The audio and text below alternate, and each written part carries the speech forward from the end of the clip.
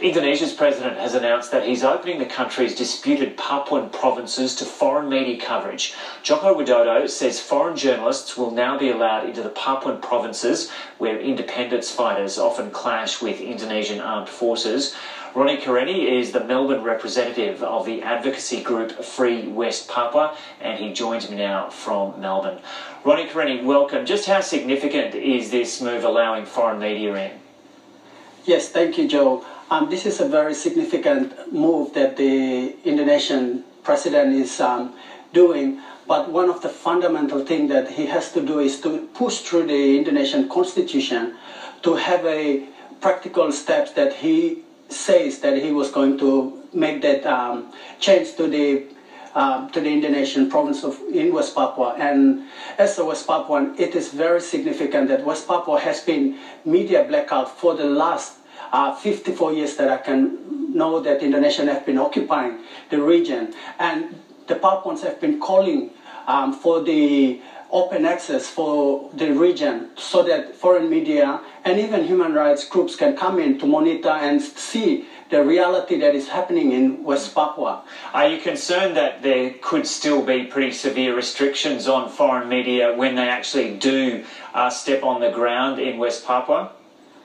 I am still concerned of the restrictions, given that in Indonesia the elites and also the military run the show, and it is very important that any foreign media coming to West Papua to do a report or to cover any investigations shouldn't be followed by the military forces and let them cover across the sector of what really happens in West Papua. And that is very significant, and as a West Papuan, I'm very concerned that those restrictions in terms of the conditions that the Indonesian government will impose on any foreign media coming to West Papua, that they will be followed, and it brings an intimidation to those foreign journalists as well.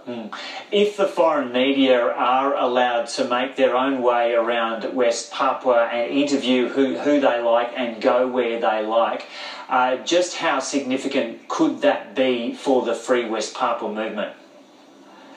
It helps in highlighting the reality on the ground, and it's important as well that the president has made this call that he needs to outline what are the guidelines, and importantly that those foreign media coming into West Papua to really see what's happening, that don't be followed by any security forces, and especially as well to meet with the Papuans activists and those who really wanted to express the political views of the Papuan people that for the last 50 years that Papuans have been subjected to the military authorities. Yeah, so give us an insight into what is happening there now, because it's, as we've been saying, that there's been very severe restrictions on foreign media getting in there previously, and we haven't been able to understand the full story there. So you've been in Australia, obviously, but what do your contacts in West Papua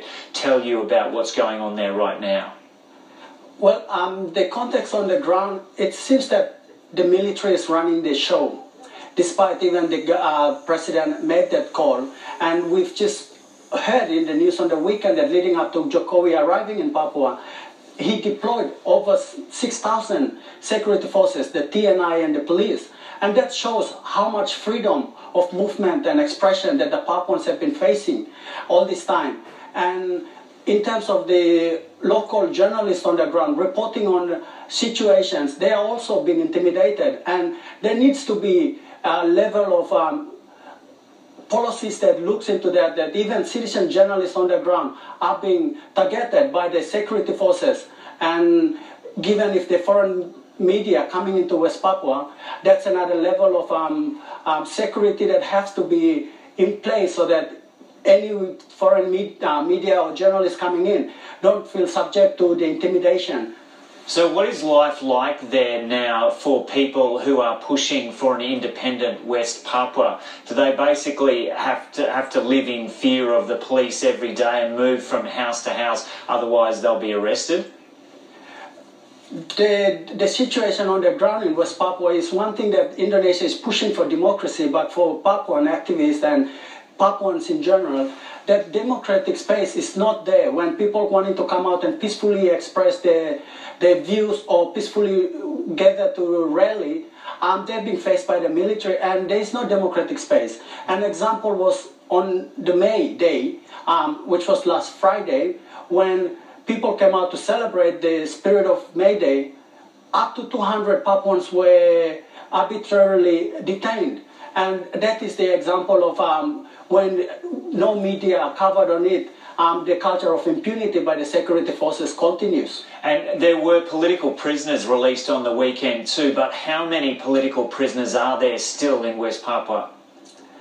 Yes, on the weekend there were 5 that were released on clemency, but according to one of the organizations called Papuan Behind Bars, there are 38 political prisoners still in prison, and that release of those 5 political prisoners on clemency, basically as a West Papuan, I rejected that. Every political prisoners have to be freed, and all of those political prisoners, and given that Jokowi is saying that removing the stigma of such claims that pressure that Indonesia is facing, the first actual practical steps that the government of Indonesia should be taking was to look at the criminal code of Indonesia under the Article 106 and 110, and also the government regulation number 77 in 2007, where any symbols or organizations in line with the separatist movement are subject to being arbitrarily detained. That needs to be removed from the Indonesian constitution before we can see that a lot of these peaceful activists going to be detained, and once they're detained, they're tortured and not even access any medical support when they're in prison. Okay, Ronny Kareni, thanks very much for talking to us this morning from Melbourne. Thank you, Joe. The top stories this morning: the Finance Minister has confirmed the government is considering further cuts to the public service in tomorrow's budget.